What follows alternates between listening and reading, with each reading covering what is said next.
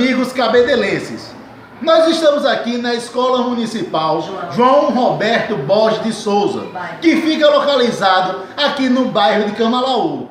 Nós estamos aqui acompanhando toda a gestão da escola, desde a sala de aula até a merenda. Estamos vendo como é que é o funcionamento da escola. Estou aqui de lado da nossa diretora, de Dona Rosângela. Dona Rosângela.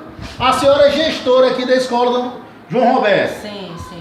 Sou gestora aqui desta escola, né? Estou à frente do trabalho aqui desta escola e dizendo que sou muito grata, né, por estar aqui desenvolvendo um trabalho, né, excelente por sinal. Como é que é esse trabalho feito hoje com essas crianças aqui da comunidade?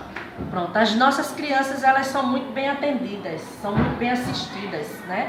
Desde das crianças ditas normais até aquelas crianças que têm alguma deficiência.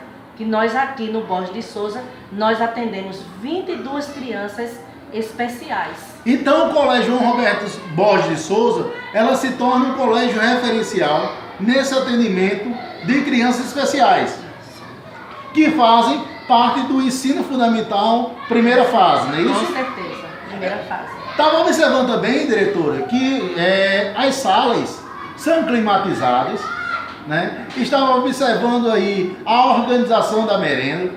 Tive a liberdade de passear um pouco na escola, ver a sala de aula com os professores extremamente bem preparados. Estamos aqui do lado do professor que está fazendo planejamento também aqui de aula, né? Então aqui também tem professor de Libras, professor de educação física, não é?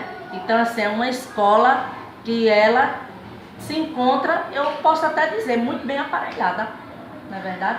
Então, nós estamos vivendo numa cidade do futuro.